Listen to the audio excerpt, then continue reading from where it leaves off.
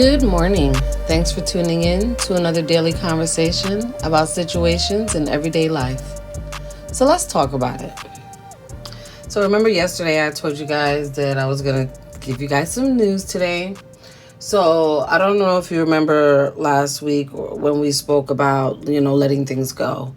And I told you guys I had a situation that I was faced with. Long story short, my car died. And I had to really make a decision whether to spend over $4,000 to fix it or to just go and get a new vehicle. And because of, situations that led up to this point, the ability to just fix that vehicle was not going to solve the issue, right? There was more issues that came with keeping that car and basically renovating it. When I thought about it, I had to make a really hard decision. I had to make it quickly, right? Because we had no car. I mean, I work from home. I don't have to go anywhere, but my fiance works outside of the home. So we definitely have to have a working vehicle. So in all of this, I had faith. Okay, that's what I want to talk about today is our faith. How strong is our faith, right? I had faith, but I wasn't just going to sit there and twiddle my thumbs and be like, yeah, it's going to come true for me. No, one thing I grew up hearing was faith without works is dead. Meaning, if you just have faith and you're not stepping into action and intentionally doing whatever it is that you need to do to let your what it is that you're having faith about manifest, it's just going to be a thought, an emotion, a feeling that you're having, not really something that's going to manifest. Because if you don't step into action, there's nothing to work in conjunction with that faith that you have, right? You have it, but what are you putting into action to allow that to manifest? So, of course, I had faith, but at the end of the day, I had to face reality. I had to get into position to figure out what we were going to do. So, me and my fiance had to go in a heavy conversation, discussing what was our best options, figuring out what was the best choice to make at this point, because it's either you're going to have to come up with a lump sum of money to fix it or a smaller amount to get a new vehicle. Yes, you may put yourself in a different position, but sometimes we don't really understand that when you make a bed, you have to lay in it, right? Even if it takes you a year or 2 or 3, right? You gotta go through the process because you didn't end up here just like that. You didn't just stumble upon something and then you're like, hey, this happened.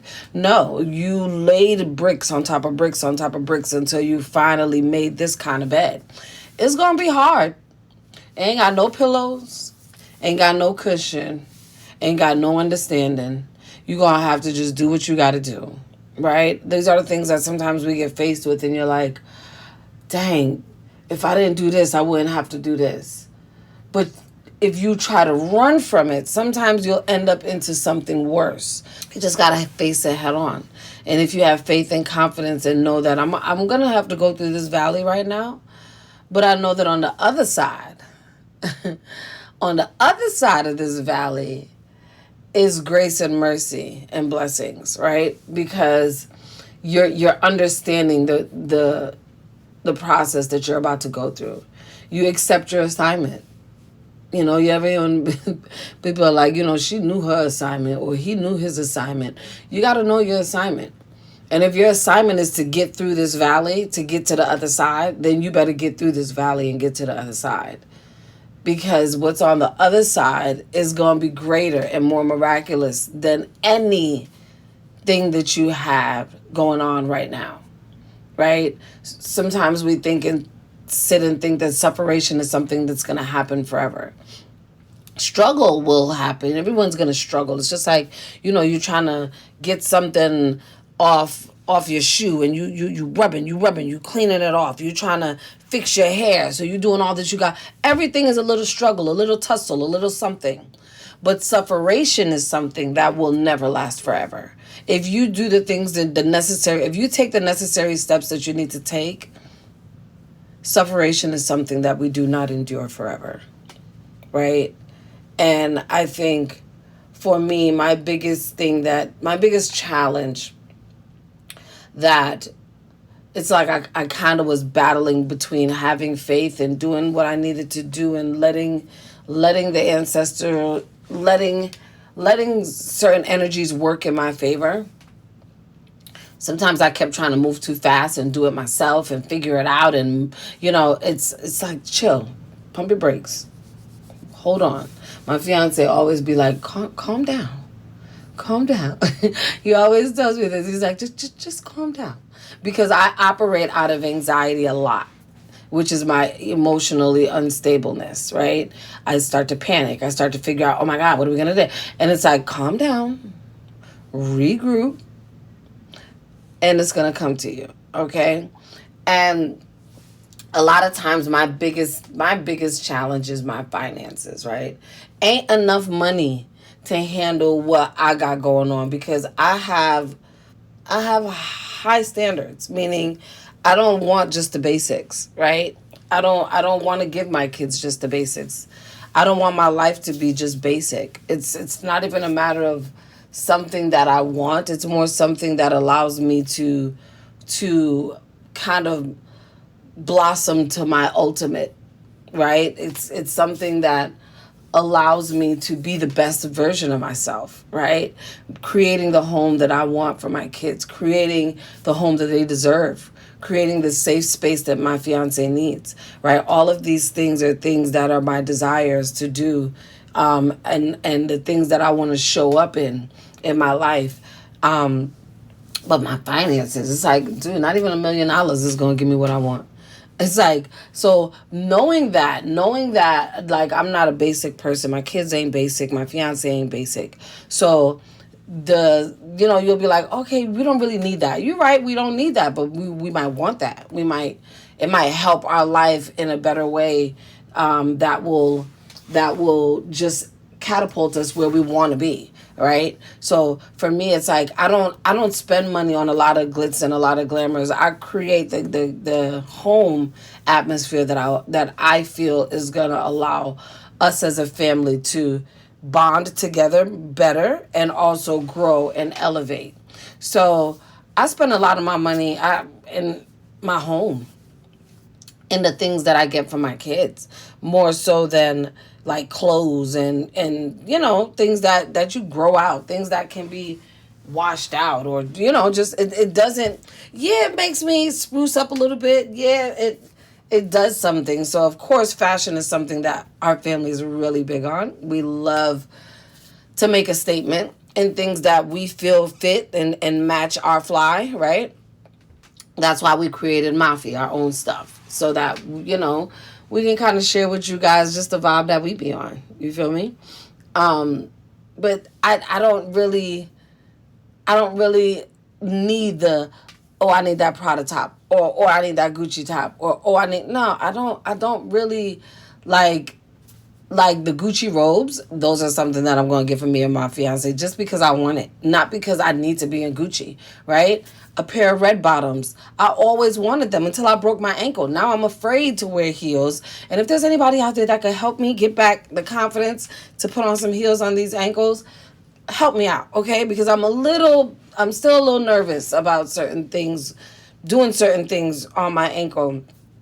But red bottoms is a pair of shoes that I was like, I'm getting. And then when I broke my ankle, I was like, I don't know about that, because I'm afraid of those heels. But I might have to put that back on my list if I can get some help to learn how to walk back in in some heels, right? But that's me. Like, we'll like little things like that, a little pair of Prada shades here or a pair of Prada shoes here. But to have the whole Gucci down wardrobe, and my kids got to be in this name brand, and my kid, no, no, no, no, no. First of all, my kids is too wild. I'm not dressing them in no tons of name brand. Of course, they're going to have their Air Forces. Of course, they may have a couple pairs of Dunks, right? Just because. But they're going to be mostly wearing their stuff that they created, because they're creative kids as well, right? So that's kind of like where I want to encourage us all to get to. Like, yes, we like nice things, and yes, it's our life and you should indulge. but really get into your creativity. Really see where best you can use your money. You might not even want to be using it on all of these name brand things. You might want to save it up and buy some land.